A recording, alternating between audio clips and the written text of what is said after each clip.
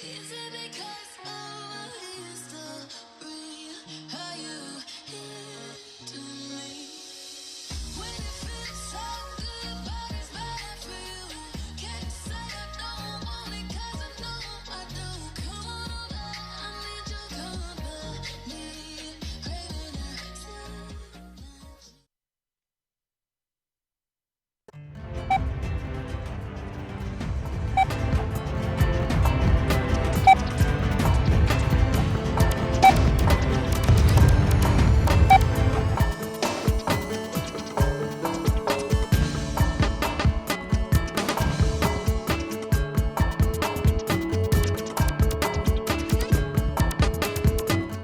A transformação nos leva além e a KPMG está preparada para liderar esse caminho. Apoiada em estratégias e soluções disruptivas, inovadoras e digitais que transformam negócios, oferecemos suporte na jornada de integração das empresas ao novo ecossistema, conectando o mercado e criando oportunidades. Com as melhores soluções de segurança no mundo digital, com análise de dados para desafios complexos e com inteligência artificial. Desta forma, simplificamos os processos, aumentamos a produtividade e geramos valor para quem mais importa, o cliente. É assim que ajudamos as empresas a desenharem o futuro. Porque para a KPMG, o futuro já começou. Ser digital transforma negócios. Conheça nossas soluções em kpmgdigital.com.br. Boa tarde a todos, um grande prazer recebê-los aqui nessa tarde.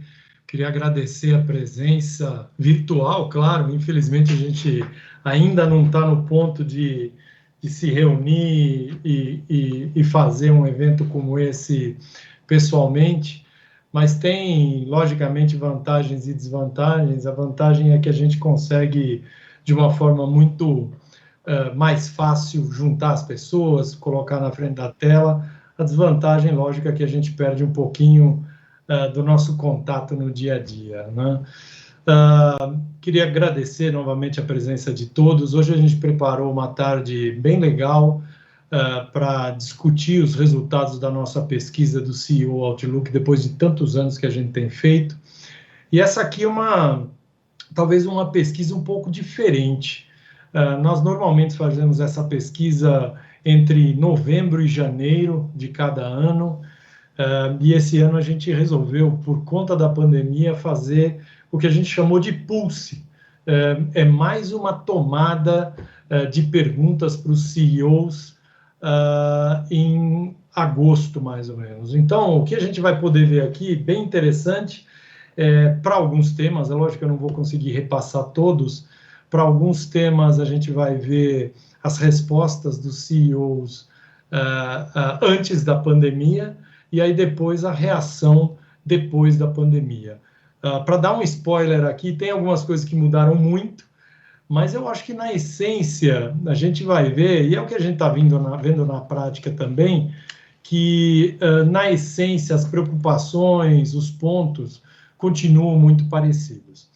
Então, como que vai ser o nosso programa aqui? Eu vou gastar alguns minutos aqui falando dos pontos cruciais da pesquisa, apresentando alguns resultados para vocês de antes e depois da pandemia, para talvez a parte mais legal e mais importante, que é um painel que a gente preparou, que vai ser moderado pelo Jean, que tem um sobrenome muito fácil de pronunciar, Paraskevopoulos, que é o nosso head da área de clientes e mercados, e a gente tem a honra de receber aqui 3 CEOs, 3 amigos, 3 clientes, 3 fornecedores também, muito especiais. Primeiro, a Adriana Arolho, presidente da SAP Brasil. Obrigado, Adriana, pelo teu tempo, por poder participar e prestigiar a gente.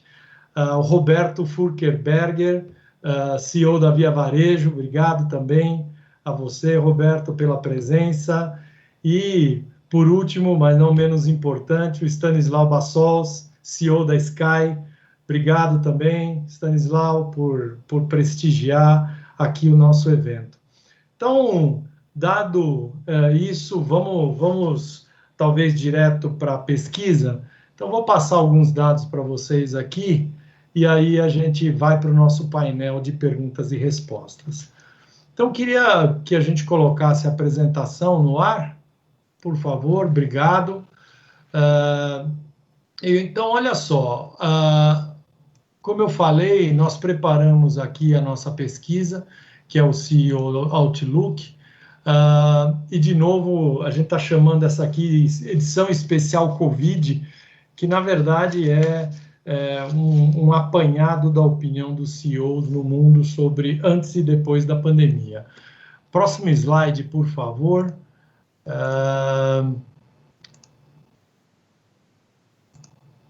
Eu acho que não passou ainda. Isso, obrigado. Bom, a pesquisa foi feita, como eu falei, entre dezembro e fevereiro, mas também depois em agosto, e nós conversamos com cerca de 1.300 CEOs das principais economias do mundo, e desses 1.300, 50 CEOs brasileiros, e só para a gente ter uma ideia, 270 CEOs da América do Sul. O objetivo, como todo ano a gente faz, é entender as prioridades, as principais tendências e qual é a direção, o que está na agenda dos CEOs. Depois, a gente conversou com 315 CEOs globais, dos quais 15 brasileiros, para ter esse pedaço, esse corte pós-Covid, ou meio do Covid, na verdade, para nós entendermos o que está acontecendo. Então, talvez no primeiro slide que vocês estão vendo aí na tela, né, que é, deixa eu só organizar minha vida aqui, que é uma pergunta que nós fizemos, se os CEOs estavam se adiantando na busca pela disrupção, ou estavam mais esperando as tendências de mercado, e aqui a gente vê claramente uma tendência muito similar entre os CEOs brasileiros e os CEOs globais, 76, 78, praticamente um empate técnico, né? E uma das coisas que vocês vão poder ver ao acessar a pesquisa, e ela está disponível online, é que tecnologia certamente é um dos pontos que a gente tem visto uma tendência muito grande, mas quando a gente fala de disrupção, a gente está falando muito além de tecnologia. Nós estamos falando de modelo de negócio, nós estamos falando de estudar e entender o impacto da mudança do comportamento do consumidor, seja ele consumidor empresa ou consumidor final, né? E esse é um tema que a gente vai ver mais à frente, que nós vamos ver que aumentou bastante.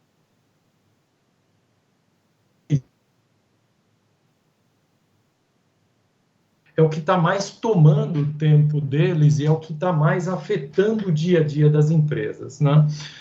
Eu vou poder, talvez, compartilhar com vocês um pouquinho mais para frente como nós dividimos os padrões de retomada das empresas, né?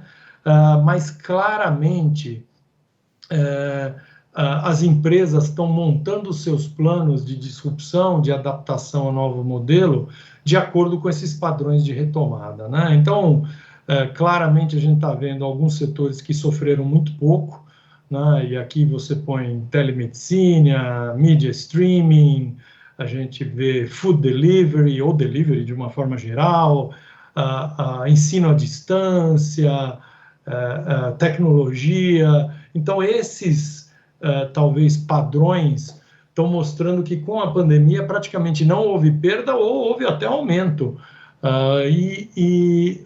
um baixíssimo impacto no dia a dia. E aí nós temos aquelas empresas que vão ter um retorno, talvez, que a gente chama no formato em V, que tiveram uma queda e vão ter a recuperação rapidamente. Nós vamos ter aqueles setores que vão ter o retorno em U, que talvez demore um pouquinho, mas chegue lá, e aqueles, talvez por último, que vão ter que se reinventar. Mas, na verdade, o que a gente tem visto é que os CEOs estão se preparando de uma forma geral para reinventar os seus negócios, independente do padrão de retomada. Eu acho que o que é chave aqui, e a gente viu isso na pesquisa e principalmente na Pulse, é se essa mudança será temporária ou permanente, né? Um exemplo que a gente sempre está vendo é, a gente está acostumado a ficar em casa, né? E eu estava conversando com os nossos ilustres convidados aqui, que está todo mundo mais ou menos ansioso por voltar, ansioso pela vida normal, e todos nós estamos. E o que nós vamos ver é uma demanda reprimida que vai reagir no primeiro momento da retomada, né? Eu sempre dou o exemplo do restaurante, né? Tá todo mundo pedindo comida em casa, tá todo mundo recebendo, tem gente fazendo curso de culinária e tudo mais, mas na hora que o mercado abrir efetivamente, talvez a gente tenha uma corrida muito forte a sair, aí aos bares, aos restaurantes, mas depois isso vai voltar ao normal. E aí sim a gente vai entender a mudança efetiva no comportamento do consumidor.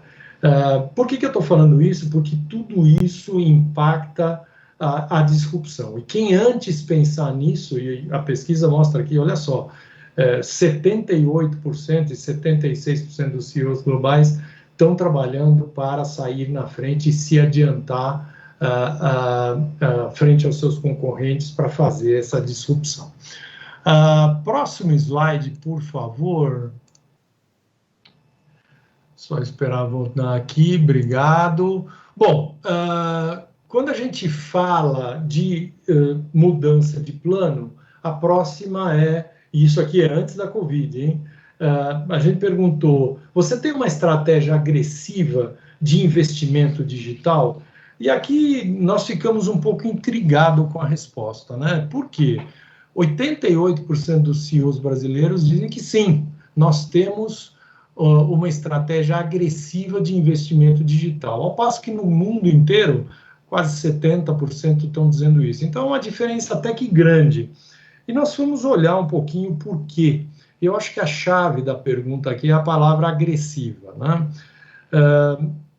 Duas coisas eu acho que são principais aqui para a gente entender o que está acontecendo. A primeira é a fase que cada um está em termos de maturidade do mercado, né? Então, quando a gente vê, talvez, o hemisfério norte e os CEOs globais de uma forma geral, o mercado está um pouquinho mais maduro, talvez com alguns investimentos mais à frente do que a gente, apesar de que nós temos exemplos aí para dar em praticamente todos os setores. Só para citar dois, eu acho que o nosso sistema bancário e tudo que está sendo feito em termos de tecnologia e de digitalização, e a segunda, a própria Receita Federal, né? Se a gente for comparar eleições, né? E aí a gente pode comparar com vários países do mundo que a gente tem alguns setores que estão na frente. Mas, de uma forma geral, eu acho que um ponto a ser considerado é esse.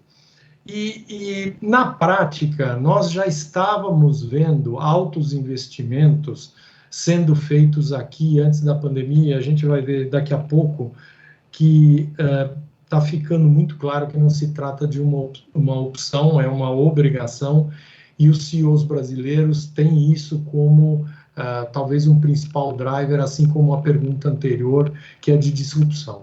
Então, muito claramente a gente está vendo tecnologia, digitalização, disrupção como um grande trend aí, tanto no mundo, mas principalmente nessa pergunta no Brasil. Próximo slide, por favor. Obrigado. Próxima pergunta aqui, um grande empate técnico, né? E esse é um tema que, mesmo antes, imagina, se antes da pandemia a gente estava com 80%, a gente vai ver que depois da pandemia isso aumentou muito mais, que é o famoso ESG, né? Se vocês vão lembrar, na última reunião no Fórum Econômico Mundial em Davos, eu não sei quem teve a oportunidade de acompanhar, mas um dos assuntos que se tratou com muito mais intensidade que qualquer outro foi meio ambiente e responsabilidade social corporativa e de governos principalmente. Então, esse é um tema muito forte, e eu fico muito contente, né, e nada surpreso de tanto CEOs globais como CEOs brasileiros colocarem isso como um grande impulsionador de crescimento a longo prazo. E quando a gente olha isso na prática e olha todos os efeitos do ESG nas nossas organizações, a gente vai ver que é praticamente impossível você ter uma atração de talentos e uma retenção de talentos sem mostrar propósito, visão e objetivos em termos de meio ambiente e responsabilidade social. A gente está vendo muito claro que o valor das companhias tem sido cada vez mais atrelado às estratégias de ESG, e isso está na agenda da maioria dos CEOs. A gente tem visto, por exemplo, o tema de inclusão e diversidade sendo levado dentro da responsabilidade social muito fortemente, e uma das coisas que a gente tem acompanhado é que não adianta só olhar o tema e achá-lo óbvio. Isso tem que estar efetivamente na agenda do CEO. Precisa ter uma estratégia clara para o tema. Eu acho que a gente tem que ter a visão social, a visão do meio ambiente, dentro de um objetivo claro, mas sem esquecer o financeiro e econômico, né? Ele precisa fazer sentido, e cada vez mais nós estamos vendo aí private equities ou investidores fazendo seus investimentos responsáveis e procurando direcionar os seus recursos às empresas que têm uma preocupação ou têm o ESG dentro da sua estratégia e dentro dos seus princípios. Uma coisa importante aqui, logicamente, é como que a gente se comunica com o mercado, como que a gente torna as atividades que a gente está fazendo de transparentes, né?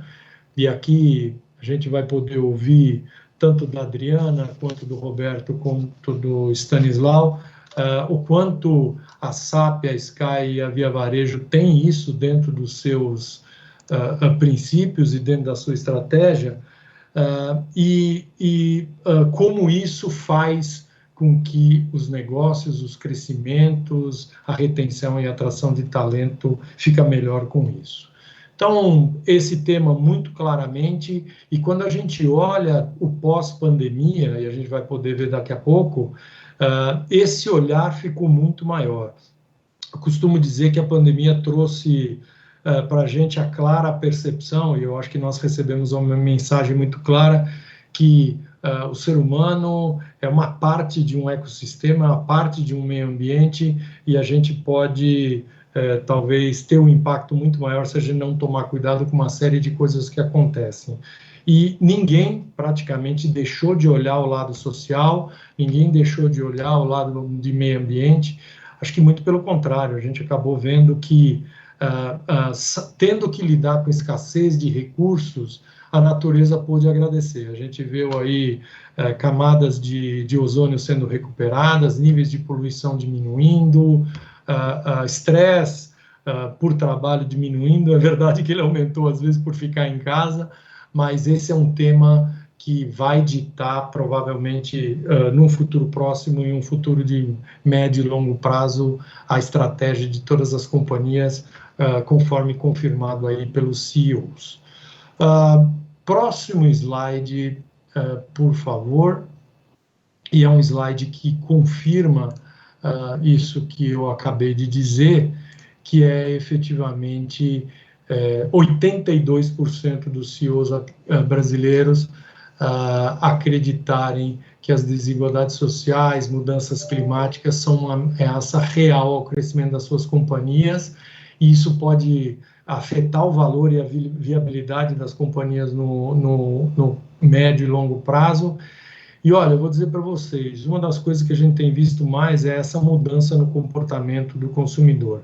As pessoas estão muito mais sós ultimamente, né? Eu tenho dito sempre que todo mundo tem 5.000 amigos aqui, né? E talvez poucos amigos que as pessoas se encontram. A gente está vendo uma proliferação da indústria de pet, mesmo porque as pessoas estão cada vez mais sozinhas. Isso vai começar a afetar, como já está afetando, comportamentos, né? Então, se a gente não olhar para isso, meio ambiente, desigualdade social, a gente vai ter esses impactos logo. Próximo slide, a gente começa a ver algumas respostas que vieram depois do Covid, nas respostas de agosto, né? E aqui também uma pergunta, ou talvez uma resposta que nos intrigou, né? Se a crise do novo coronavírus se alastrou pelo planeta, afetando a atuação do CEO. E aí, 39% só dos CEOs globais disseram isso, e 60% dos CEOs brasileiros, que na verdade também achei pouco, né? E aqui a análise que a gente fez, né, primeiro que o mundo estava em fases diferentes no momento da Covid. Nós aqui ainda estamos num momento de talvez retomada, né? Muito próximo, a gente está vendo vários negócios aí voltando, e quando eu falo retomada, é retomada física mesmo, né? E talvez no hemisfério norte, mais Europa e principalmente Ásia, eles já estão alguns passos à nossa frente e tem diminuído talvez a atenção do CEO ao assunto Covid, e eles estão muito mais ligados à nova realidade e tal. E a outra mostra claramente uma coisa que a gente tem percebido, e depois eu quero logicamente ouvir a Adriana, o Stanislau e o Roberto, que há uma tendência do CEO brasileiro ser muito mais mão na massa, se envolver muito mais nos assuntos do que os CEOs de outros países.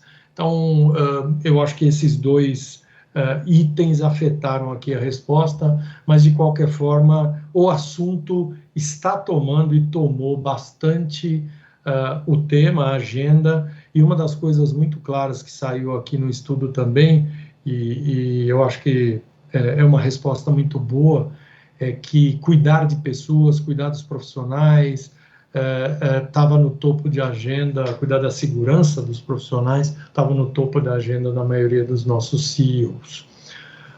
Próximo slide, por favor. Só esperar mudar, obrigado. A digitalização e a criação da próxima geração do modelo operacional foram acelerados, né?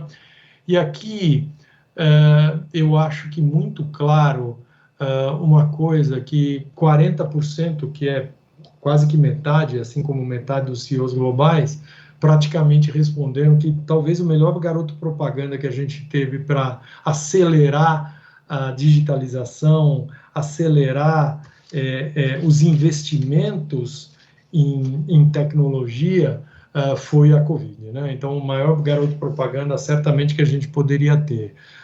O assunto não é novo, ele não foi criado, logicamente, com a Covid, mas certamente a gente ter que ficar isolado, ter que investir em banda, mudar o nosso comportamento, chegar ao cliente ou ao consumidor de uma forma digital. A gente está vendo aí o mercado bancário criando novos sistemas de pagamento, tudo.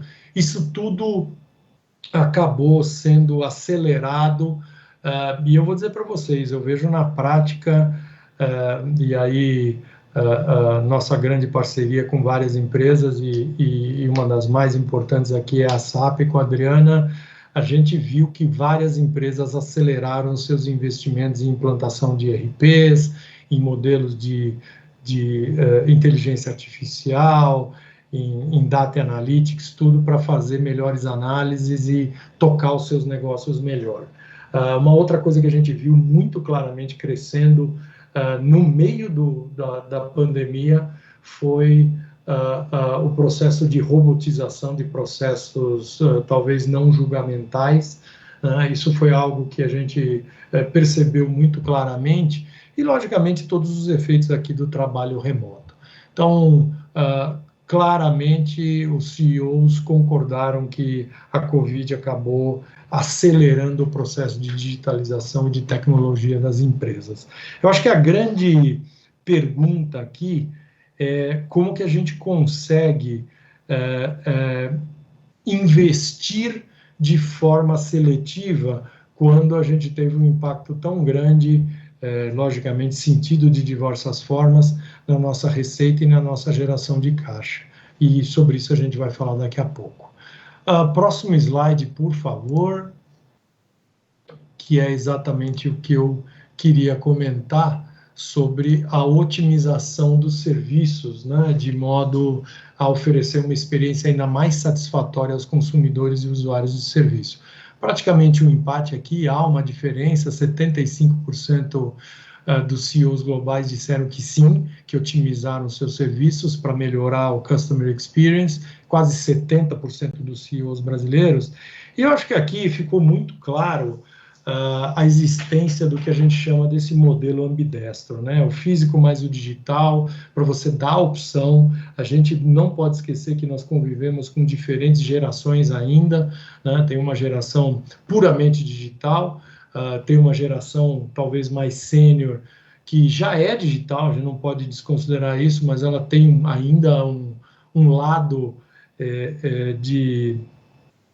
do físico, né?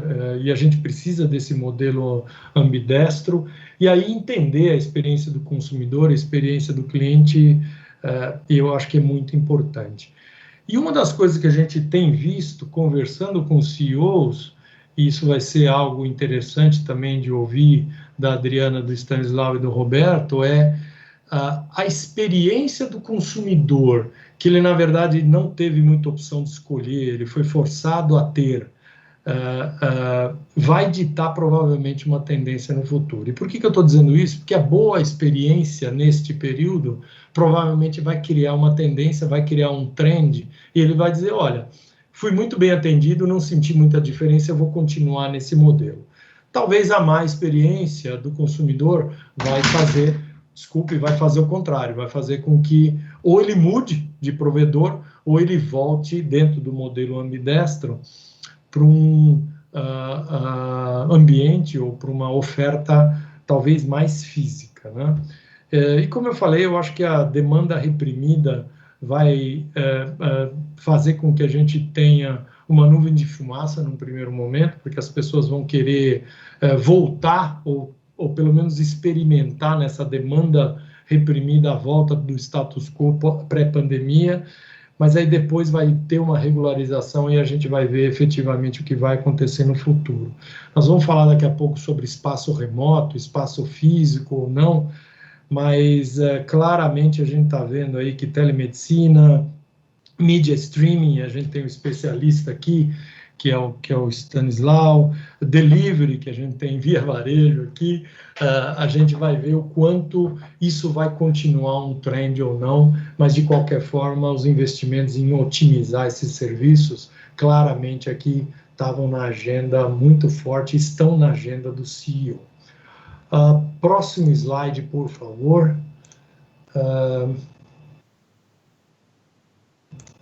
O próximo item que eu queria falar é aqui, né? Mais foco no investimento em tecnologia daqui em diante. Sim, um pouco mais do que a metade dos CEOs disseram que sim, que vão focar mais em tecnologia. E eu acho que isso é bom.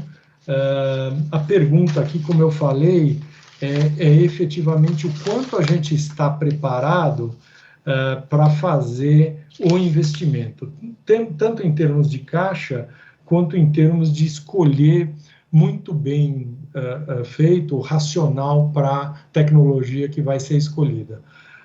Como eu falei, eu acho que uma das grandes lições que a gente aprendeu na pandemia e que vai nos ajudar muito, não só em termos de meio ambiente, em termos sociais, é lidar com a escassez de recursos. Todos nós conseguimos sobreviver, conseguimos manter as nossas vidas, tanto pessoais quanto nas empresas, com uma escassez de recursos financeiros, escassez de recurso humano e escassez de vários outros recursos, inclusive de tempo e de locomoção. Eu acho que o investimento vai ser cada vez mais seletivo, e aí os provedores vão ter que se posicionar muito bem para convencer esse CEO que está ávido por investir, para ele fazer o investimento correto. Próximo slide, por favor. E essa talvez, e eu tenho certeza que nas lives que a Adriana, o Stanislau e o Roberto participam, pelo menos as que eu participo, essa é uma pergunta muito frequente, né? Nós vamos ir para um modelo 100% remoto, nós vamos ir para um modelo misto, nós vamos diminuir violentamente espaço físico e tal. E aqui eu acho que está respondendo efetivamente uma tendência que a gente está vendo no dia a dia no mercado, que é 100% dos CEOs brasileiros perguntados disseram que estão pensando em reduzir o espaço físico. A primeira reação quando as pessoas veem isso aqui é falar, puxa vida, nós vamos acabar com o espaço físico? Não, não. Eu acho que todo mundo está pensando em reduzir o espaço físico. Uma tendência que eu estou vendo é algumas empresas, até motivadas pelo seu modelo de negócio, estão tomando uma decisão de talvez ir em algumas partes do seu negócio para algo 100% remoto, mas uma tendência que eu tenho visto em todos os lugares, e os CEOs têm respondido isso, se vocês forem olhar o detalhe da pesquisa, é que nós vamos ir para um modelo onde o home office virou uma tendência, sem dúvida, até para dividir com vocês, uma das coisas que nós na KPMG já decidimos, e nós somos muito dependentes de pessoas, o nosso negócio é pessoas, né? Nós já definimos que 40% do tempo da semana as pessoas vão fazer home office. Então, isso significa que dos 5 dias da semana, 2 dias da semana as pessoas ficarão fora do escritório, ou em casa, ou em outro lugar. Então, isso é uma tendência, mas uma coisa também que a gente não pode esquecer é que com o distanciamento social, a gente não vai precisar de menos espaço. Talvez a gente precise de mais espaço, né? Então, até provavelmente se encontrar uma solução que nos dê segurança de conviver novamente como a gente convivia pré-pandemia, não acredito que os espaços serão muito reduzidos quando a gente voltar às fases de retorno a nossos escritórios. Nós vimos a nossa realidade algumas pessoas não querem voltar ainda, né? Para falar a verdade, nós fizemos uma pesquisa com os nossos profissionais e cerca de 2/3 dos nossos profissionais ainda não se sentem à vontade de voltar, mas gostariam sim de 1 dia ou 2 por semana dar uma passada no escritório. E aí, como nós estávamos conversando antes de abrir aqui o nosso evento, as pessoas, na verdade, não estão sentindo falta das instalações, elas estão sentindo falta do contato, da interação com os colegas, de se encontrar, de interagir. Acho que isso é o principal driver, né? Mas claramente a gente está vendo aqui uma tendência muito grande de redução de espaço físico, sim. Por favor, mais um slide. E aqui eu não vou passar por tudo, esse aqui é um slide bastante completo do que a gente tem visto, e a gente chama isso da nova realidade. Tem muita gente chamando isso de novo normal, né? E eu acho que a nova realidade vai fazer com que a gente mude, e eu não pretendo passar em todos esses itens aqui, mas nós, dentro do nosso Ignition Center, nós montamos uma plataforma, um framework de nova realidade. E essa nova realidade, ela tem talvez 12 grandes pilares, né? O primeiro é como é o ser humano na nova realidade, né? Os modelos ambidestros de físico e digital, talvez os novos modelos de continuidade de negócio aqui, no item 3, o Building Financial Resiliency, uma das expressões que a gente tem ouvido muito nos Estados Unidos é All-Weather Company, né? O que significa isso? A companhia que efetivamente resiste a qualquer tipo de tempo ou intempérie, né? Então, o que significa isso, né? E montar caixa, operação, carteira de clientes, modelos de produtos, soluções que sejam talvez resilientes a qualquer tipo de intempérie. Claramente a era da biologia, nós estamos vendo como isso afeta, e o investimento, eu acho que em biologia, biotecnologia, vai melhorar muito e vai aumentar. ESG, não vou repetir, a gente já falou disso, né? Inovação como um imperativo, não existe mais companhia que não pense de forma inovativa, e uma das expressões que eu ouvi, não sei se alguns de vocês já tiveram a chance de fazer um curso na Singularity, mas uma das coisas muito interessantes que eu ouvi quando eu fui lá foi Uber yourself before you get Kodaked, né? Então, se uberize antes que você se Kodak, né? Então, é uma expressão muito interessante, mas é exatamente isso, né? É você sempre estar tentando antecipar as novas tendências, né? E aí o ecossistema, onde você tem aliados, você está junto com o seu cliente, junto com o seu fornecedor, junto com o ecossistema de startups, é fundamental, né? Aí, Digital First, Digital Now, a gente já falou da transformação digital. Eu acho que, em termos de força de trabalho, que é o item 8, é algo que a gente precisa olhar com muito cuidado, e aí eu acho que o regulador precisa nos acompanhar, porque eu vou dar o exemplo até agora, que diferença faz se nós estamos aqui em São Paulo, no Rio, em qualquer cidade aqui do Brasil, ou se parte dos nossos participantes aqui dessa live estiver em Xangai, em Portugal, em Paris ou na Argentina, tanto faz. E assim será para a força de trabalho também. Qual é a diferença, se eu estou trabalhando remoto, de ter um profissional que me ajuda em São Paulo, no Rio, em Santa Catarina, ou em Hong Kong ou em Tóquio? Então, eu acho que a nova força de trabalho vai mudar, horários de trabalho vão mudar, o tamanho do mercado vai mudar, a gente precisa ficar de olho nessa legislação trabalhista, relações com o sindicato, nós precisamos reeducar essa força de trabalho, a força de trabalho vai ter que tomar decisões mais no dia a dia, mais na ponta, nós precisamos descentralizar decisões. Então, tudo isso eu acho que está atrelado a essa nova realidade da força de trabalho. O espaço físico que nós estamos repensando. Um dos itens que a gente tem visto um investimento muito grande é na parte de supply chain, desenvolvimento da rede logística e manufatura. Isso a gente viu claramente com o tamanho do delivery, o tamanho das entregas, isso mudou. Nós estamos vendo várias empresas criando o que eles estão chamando de logística vacinada, né? Como que eu posso garantir que o cliente que está recebendo o meu produto tenha a segurança que esse produto foi higienizado, ele está livre de qualquer coisa, né? Eu acho que contratos serão renegociados, tudo mais. Então, aqui, o supply chain vai ter um impacto muito grande. Mobilidade, logicamente, né? Mobilidade urbana, o modelo de locomoção que a gente usa hoje, né? Outro dia eu estava falando, eu tinha uma atividade pré-pandemia muito ligada a visitar escritórios, fazer viagens internacionais, estar em reuniões internacionais, e eu tenho certeza que isso vai mudar de forma radical, mesmo porque reuniões que a gente tinha trimestralmente, nós estamos tendo mensalmente, com muita efetividade e virtual. Então, provavelmente, mobilidade aqui, não só urbana, mas internacional, vai mudar. E, efetivamente, eu acho que novos paradigmas de confiança, né? Como que a gente vai confiar uns nos outros em termos de resiliência financeira, em termos de entrega de produto e tudo mais.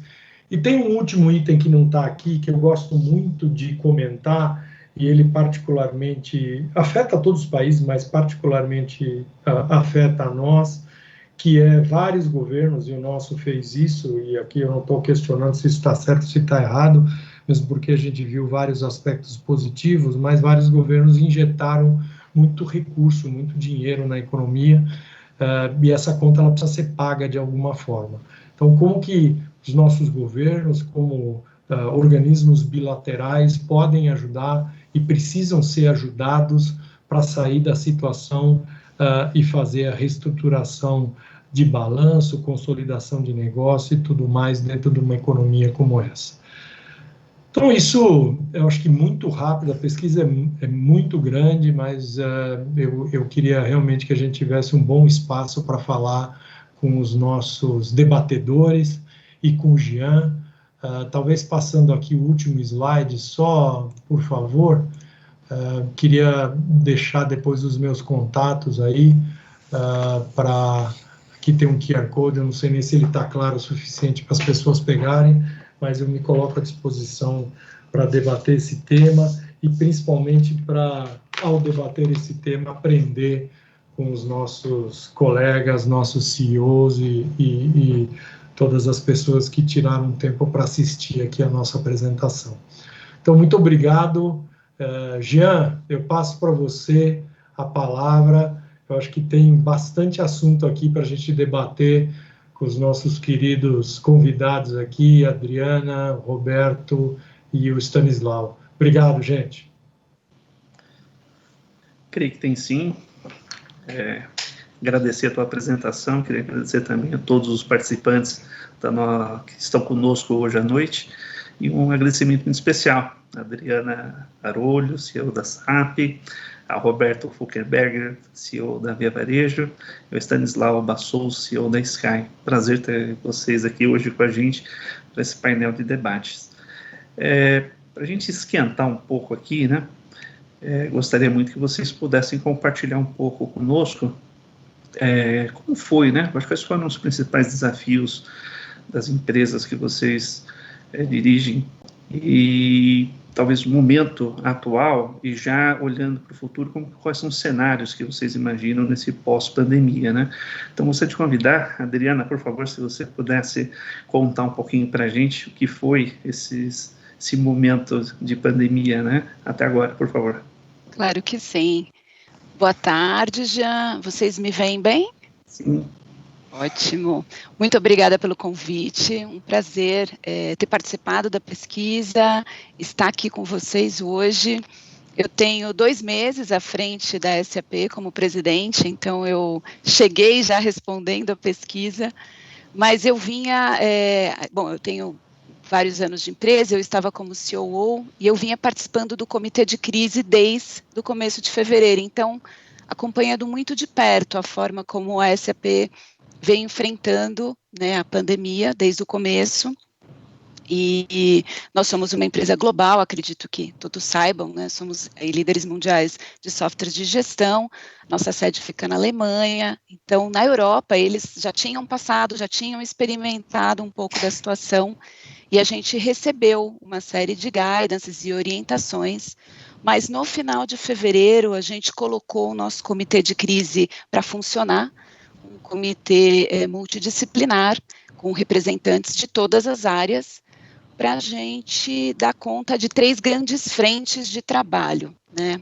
A primeira com certeza, foi a segurança do nosso time. Então, nós somos 1.200 funcionários aqui em São Paulo, temos um laboratório de pesquisa e desenvolvimento em São Leopoldo, no Rio Grande do Sul, com mais de 1.000 pessoas lá, então a gente tem aí uma população importante, e essa prioridade número 1 era realmente a segurança de todo mundo. Né? Então, rapidamente, no começo de março, nós viramos a nossa operação para o modelo remoto, né, que o Crick tanto falou aí na pesquisa, e, obviamente, nós já tínhamos uma política de home office na SAP, então a transição em si foi muito simples, também pela natureza do nosso serviço, né, por sermos uma empresa de tecnologia, foi relativamente tranquilo o processo, né, a gente conseguiu virar 100% a nossa operação para o modelo remoto no começo de março, e aí a gente foi debatendo e evoluindo no comitê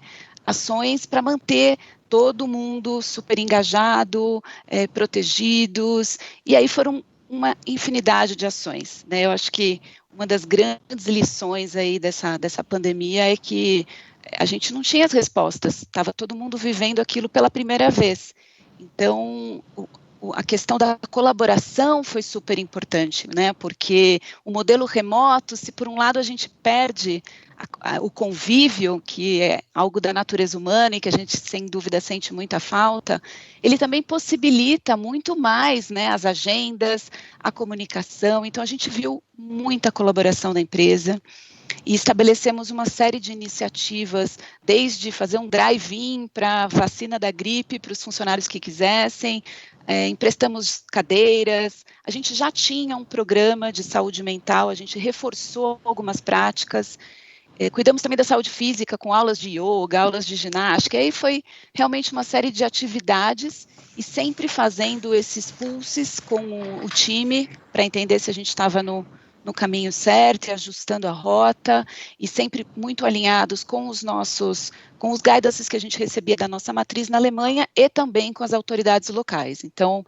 a SAP sempre muito cautelosa, muito cuidadosa, e a gente agora começamos num processo muito tranquilo de retomada, totalmente opcional. A gente está com uma fase 1 de volta ao escritório, apenas com 20% do escritório disponível, mas a gente tem tido aí uma baixa adesão, até porque o que as pessoas querem, né, que é o convívio, que é a interação, ela fica limitada pelos protocolos de segurança, né? Então, com distanciamento, com máscara e uma série de cuidados aí que a gente está tomando. Então, à frente dos funcionários foi uma grande prioridade do Comitê do Covid.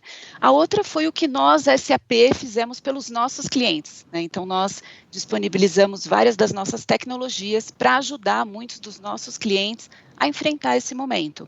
Então, desde o nosso software de gestão da experiência para ajudar aí os nossos clientes fazerem pesquisa, estarem em constante comunicação, seja com seus clientes ou com seus funcionários. Então, a gente disponibilizou aí por vários meses, gratuitamente, a nossa plataforma de gestão da experiência. Na área de supply chain, que o Crick também comentou, a gente também disponibilizou o nosso software de planejamento, porque a gente percebeu aí muitos e muitos clientes com essa dificuldade de lidar com novas demandas, com picos de demandas, com outros formatos de demandas, e a gente procurou fazer de uma forma que o esforço para usar em tempo de pandemia não fosse perdido, caso depois ele quisesse adotar definitivamente a solução. Então, a gente tem alguns casos bem bacanas aí na área de supply chain. Na área de gestão de compras também, então liberamos a nossa rede Ariba Network para ajudar vários dos nossos clientes nos seus processos de compras, porque também se viram da noite para o dia tendo que comprar equipamentos de proteção, máscaras e uma série de outras necessidades, né, que apareceram aí com a pandemia. Então, à frente de clientes, a gente ajudou dessa forma e também, porque estávamos 100% remotos, a gente continuou apoiando todos os nossos clientes, seja na entrega de novos projetos, quanto na entrega de projetos que já vinham em andamento. Então, um dado aí que me dá bastante orgulho é a gente acompanha muito de perto todos os nossos clientes que entram em produção com as nossas soluções. E agora, no terceiro trimestre de 2020, a gente teve o maior número de clientes entrando em produção com as nossas soluções. Então, definitivamente, o que a gente ouviu aqui na pesquisa de que os clientes não desaceleraram e viram na tecnologia uma grande arma para enfrentar essa situação, a gente comprova isso aí vendo muitos clientes entrando em produção. E uma terceira frente do trabalho aí de enfrentamento da crise foi o nosso papel com a sociedade. A SAP fez um trabalho muito sério de responsabilidade social, a gente tem 10 projetos aí muito sólidos, que a gente já trabalha há muito tempo, e a gente reforçou, né, com mais investimento, tanto financeiro quanto do tempo dos nossos colaboradores aí com essas diferentes instituições.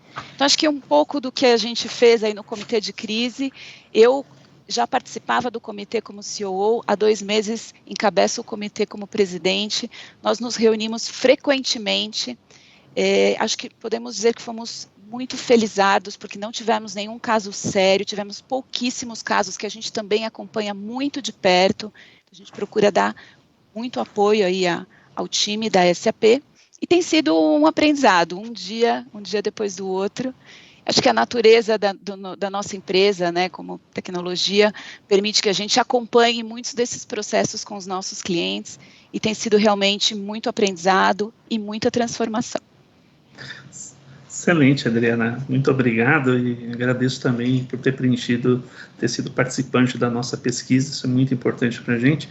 E você chamar o Roberto. Roberto, eu vou usar uma frase que eu escutei de você, né? Esse período de que nada foi óbvio, né? Então gostaria muito se você pudesse contar um pouco da sua história durante esse período de pandemia. Bom, legal. Obrigado já pelo convite, Charles. Prazer estar aqui com a Adriana e com o Stanislau, dividindo esse fórum aqui. De fato, absolutamente nada foi óbvio nessa nossa trajetória, né? A gente Eu assumi a companhia em junho do ano passado, a gente vem num forte turnaround desde então, a gente veio corrigindo várias ineficiências da companhia e acelerando o processo de digitalização. A gente entrou no primeiro trimestre, fechamos o quarto tri do ano passado já com lucro operacional, e a gente entrou no primeiro trimestre para ser o trimestre, de fato uma grande virada, até o momento que a gente foi pego aí pelo Covid no meio do caminho. Eu acho que assim, a grande vantagem que a gente teve é que, dado que nada foi óbvio para a gente desde o dia que a gente chegou aqui em junho do ano passado, o time estava com a capacidade de adaptação, acho que no limite. A gente veio se adaptando das mais variados problemas que a gente teve ao longo dessa trajetória, e quando chegou o Covid, a gente estava muito atento e muito adaptável a tudo que estava por vir, né?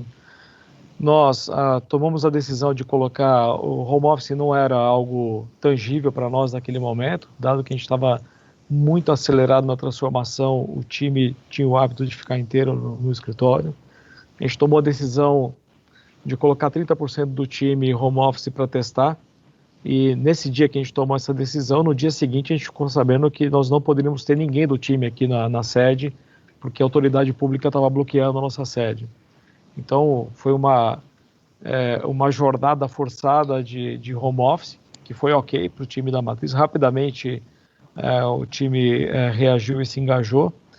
Mas nós somos um varejo que tem loja física e online. No final de março, ali pré-pandemia, o online representava 27% das nossas vendas. A gente chegou num sábado com 40% das 1.070 lojas fechadas, já por uma determinação de algum órgão público, e nesse sábado a gente tomou a decisão de fechar 100% das lojas, porque estava vindo muita insegurança dos nossos colaboradores e dos consumidores também que estavam transitando na rua ou no shopping. A gente no sábado, o melhor dia de vendas do varejo, uma decisão duríssima, nenhum varejo está preparado para tomar a decisão de fechar a loja. A gente pediu para olhar nas ruas, estava toda a concorrência aberta, mas a gente tomou a decisão, ao meio-dia a gente fechou as lojas, e a boa notícia é que a insegurança que estava para nós, estava para todo mundo, a concorrência rapidamente acompanhou também o movimento. E aí, nesse momento, a gente lidou com 27% da nossa venda era online, o restante era loja física, e a gente tinha acabado de tomar a decisão de fechar todas as lojas. Quer dizer, era impossível a companhia sobreviver com apenas 27% das vendas. Aí acho que faz toda a diferença ter o time. A gente tem aqui dentro o time, acho que o time altamente engajado. Nós rapidamente reagimos para transformar a companhia, drivar ela toda para o online. A gente se deparou com o consumidor também não estava habituado a comprar online. Então, pré-pandemia, era só 6% do Brasil que comprava online. 94% dos brasileiros não tinham o hábito ainda de comprar no online. Então, o que acabou acontecendo é que o consumidor tinha necessidade de ajuda na jornada de compra online. E a gente tem a vantagem aqui de ter uma das nossas bandeiras, a Casas Bahia, extremamente inclusiva. A gente rapidamente criou o Me Chama no Zap, em 4 dias foi criado, no 5º dia já eram 1.000 vendedores testando, no 6º estava todos os vendedores, e foi um sucesso absoluto, porque as pessoas precisavam de ajuda na jornada de compras.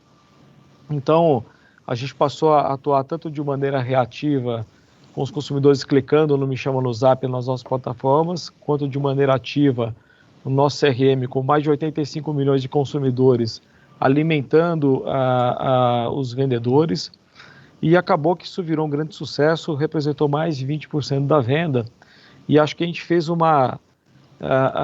na verdade, a Covid impulsionou o nosso processo de digitalização. A gente tinha desafios de digitalizar nossos mais de 20 mil vendedores.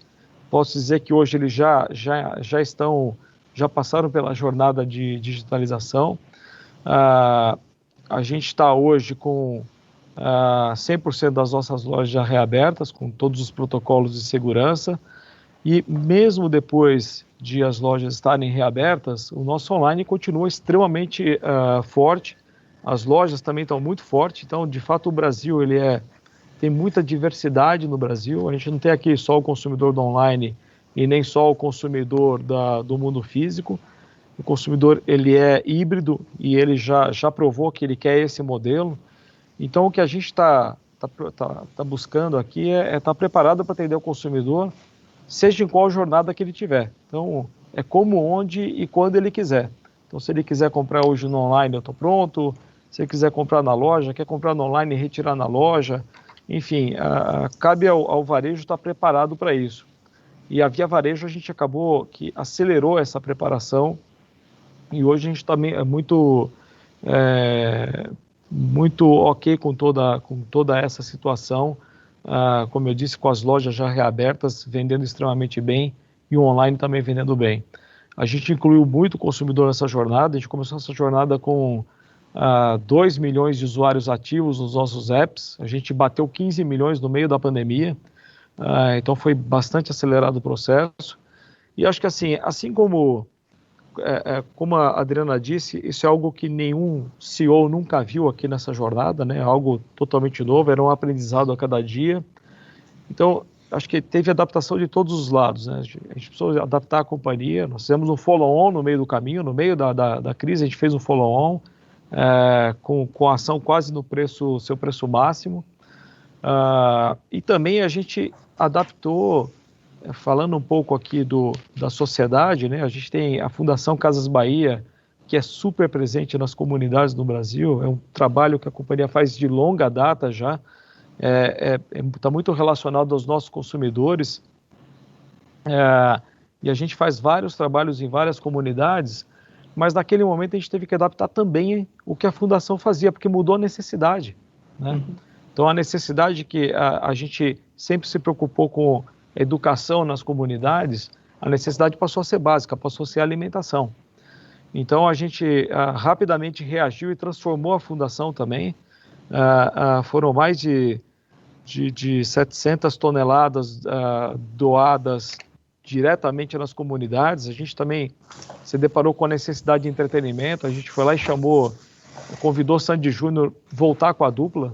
Poxa, vamos fazer uma live e o que aparecer de doação na live, a gente vai lá e dobra. Então, era uma live para angariar alimentos. Foi a maior live durante a pandemia, foram 300 toneladas doadas, a gente foi lá e colocou mais 700, então foram 1.000 toneladas nessa live. Então, acho que tudo exigiu adaptação, né? Desde do nosso negócio aqui até a nossa fundação, que tem todo o viés social.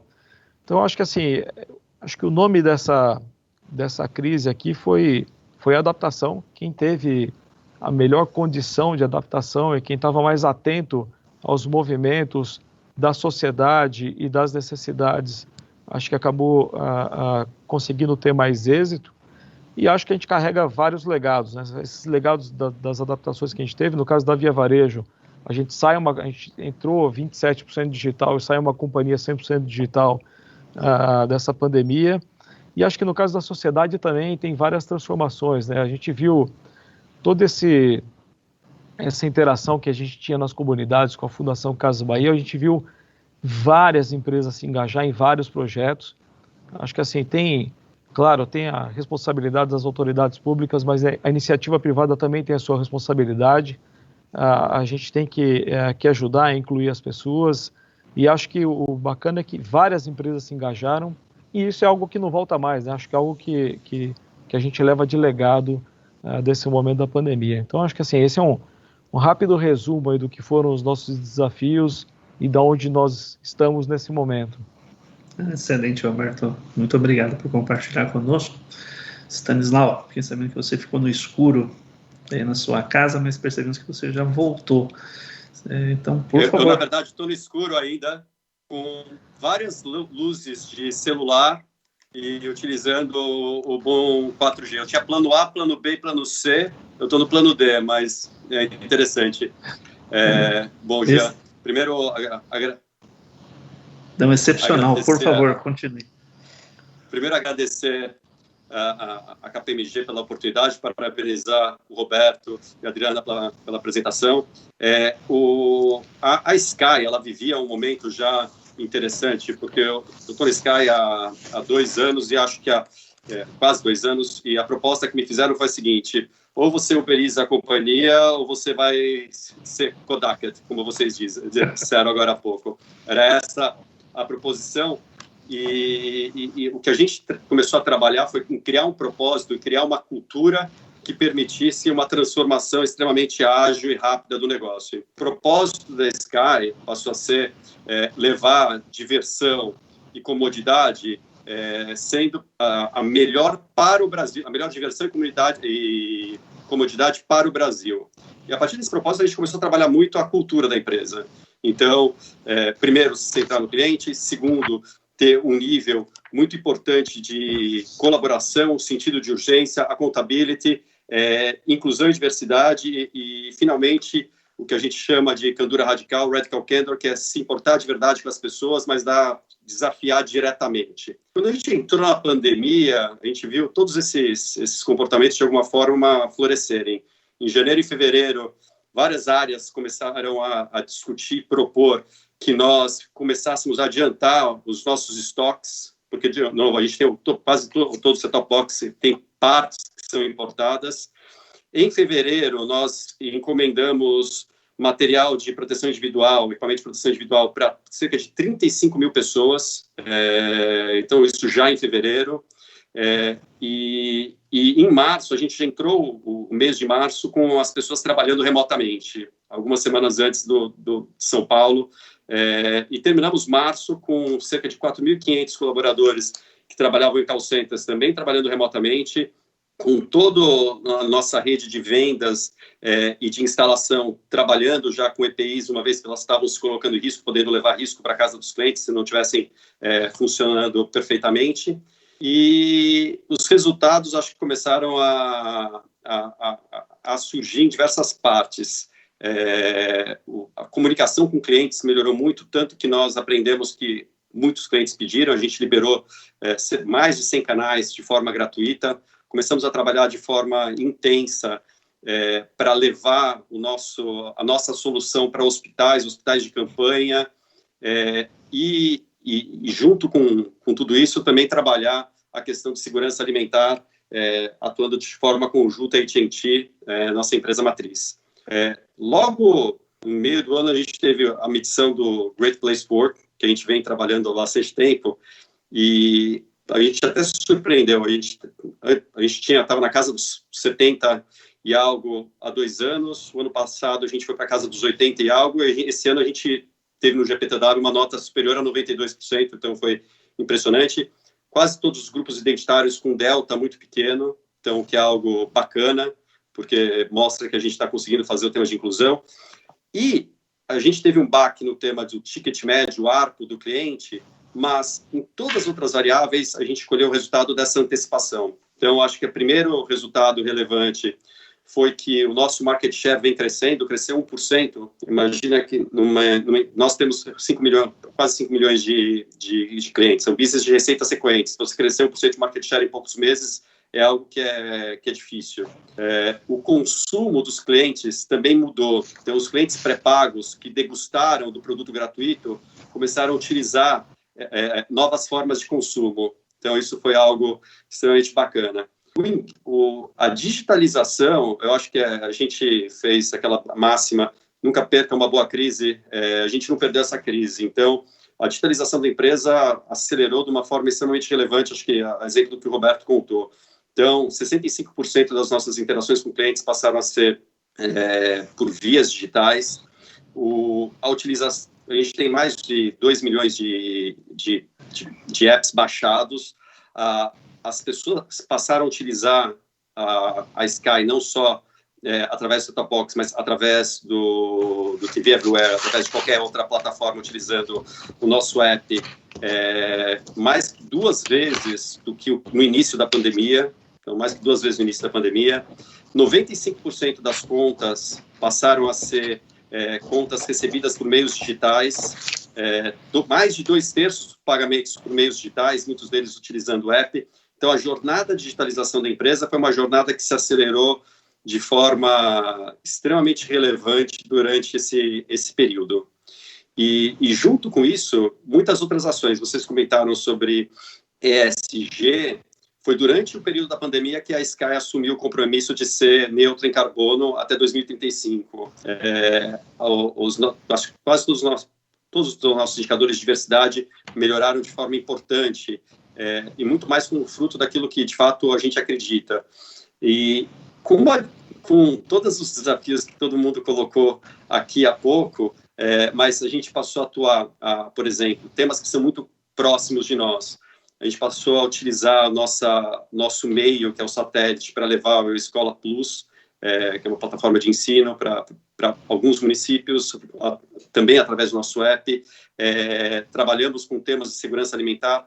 Então, foi um período rico, está sendo um período complexo, está distante das pessoas, é extremamente desafiador. Eu estou passando agora por um momento de desafio, mas acho que é uma metáfora do que todos nós estamos vivendo no dia a dia, mas é um período também de muita adaptação, em que eu estou vendo que, de fato, uma cultura que ouça as pessoas, que ouça os funcionários, que ouça os clientes, ela é capaz de atuar e de ser mais proativa do que qualquer líder. E talvez tenha sido o maior aprendizado que eu tive durante esse período. E, de novo, um período de dificuldade que a gente tem muita empatia por todos aqueles que tiveram perdas. A gente atua, por exemplo, no setor de hotéis e restaurantes e bares que utilizam a TV por assinatura, e você viu a queda que eles tiveram em termos de pagamento. Então, teve um mês que a gente teve 90% de inadimplência nesse subsegmento. Então, um nível de empatia enorme do nosso lado, de todos, mas, por outro lado, também muita proatividade, um nível de ação extremamente relevante, e principalmente um nível de otimismo, vendo que a transformação que a gente queria fazer, talvez em alguns anos, a gente está transformando em uma transformação de alguns meses. Acho que isso aqui resume um pouco o cenário do antes, do durante, e o que a gente espera depois da pandemia, que é continuar com essa toada, continuar sendo omnichannel. E, por fim, vocês falaram do ambidestro. O ambidestro é algo que o Crick comentou que é muito importante para a gente. A gente trabalha com um público que é muito variado e que a gente tem a possibilidade de educar no digital. Então, a gente aproveita cada interação presencial que a gente tem com os clientes, seja através dos instaladores ou dos vendedores ou através do varejo, para educar o cliente em como utilizar o nosso app, como utilizar a TV Everywhere, como utilizar os canais de atendimento digitais. Isso possibilita não só que ele utilize a Sky, mas talvez que no futuro ele possa utilizar outros canais. Então, acho que é um papel, uma posição bacana para estar dentro dessa crise, uma posição de transformação. Excelente, Stanislau, muito obrigado por compartilhar conosco. Dando início ao nosso painel, eu vou começar com uma frase que eu escutei do nosso Chairman Global, eu escutei do Charles diversas vezes, né, que nós deveríamos cuidar das nossas pessoas e cuidar dos nossos negócios nessa ordem, né? Então, muitas ações foram feitas para que a gente cuidasse dos nossos profissionais num momento tão difícil como esse, obviamente cuidando do nosso negócio e da importância das ações sociais, que foram diversas, né? Eu acho que o Roberto conseguiu explorar bem, mas eu queria fazer uma pergunta aos três, né? Talvez olhando para essa questão de cuidar das pessoas e cuidar da comunidade, quais seriam talvez as principais ações que vocês vivenciaram na empresa de vocês? Talvez, Adriana, se você pudesse começar, por favor. Claro. Bom, primeiro, queria só dar o parabéns aí para o Roberto e para o Stanislau. É bem inspirador ouvir como vocês enfrentaram. A gente que está vivendo isso no dia a dia sempre aprende. Então, muito, muito bacana, muito legal. Com relação às nossas ações sociais, a gente fez um conjunto de coisas, né, desde doações financeiras para ajudar com equipamentos médicos, equipamentos de proteção, ajudamos várias comunidades vulneráveis que já são parte do nosso programa oficial de responsabilidade social, mas talvez valha a pena comentar, a gente reformulou o nosso programa de voluntariado. Porque aí, olhando um pouco o que a gente ganha estando remoto, né, o grau de produtividade, ele realmente é incrível, né, você não ter os tempos de deslocamento, enfim, A SAP sempre teve um programa de voluntariado, ela permite que todos os colaboradores doem uma quantidade de horas por ano para apoiar causas que eles acreditem, mas a gente repaginou o nosso programa local para trazer todo mundo, porque está mais fácil, né, contribuir, encaixar na agenda, participar. Então, a gente criou aí uma visão que a gente quer chegar até o final do ano, impactando 100 mil vidas, e está convidando e trazendo todo mundo da organização, né, os 1.200 aqui de São Paulo e Rio, mais os 1.000 lá do Sul, para contribuir, para se engajar em um dos 10 projetos e doar o seu tempo pessoal, seja compartilhando conhecimento técnico, seja fazendo uma conversa de orientação de carreira para jovens dessas comunidades. E tem vários tipos, a gente tem algumas organizações para pessoas com deficiência, enfim, a gente tem ali diferentes opções, né, dentro dos 10 projetos, e o programa de voluntariado está agora com força total, e a gente está vendo um grau de engajamento do time que é muito bacana. E eu acho que isso, o Crick comentou também em algum momento da pesquisa, né, eu acho que esse momento de tamanha dificuldade mundial, assim, faz todo mundo refletir, né, e o programa ele é bom porque ele faz bem para as pessoas e ele faz bem para você que participa também. Então, acho que esse programa é uma das nossas últimas iniciativas aí nessa frente e está tendo uma repercussão super, super bacana. Muito legal, muito legal. Roberto, você comentou um pouco também sobre os programas sociais, mas o que você poderia também destacar de ações de impacto para as pessoas, né?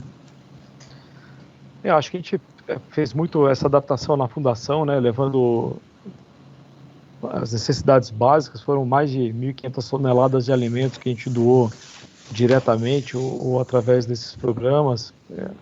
A gente saiu equipando o hospital, equipando a sede das comunidades, porque as pessoas precisavam, dado que era um momento mais inclusivo ali, precisavam estar melhor equipadas dessas sedes.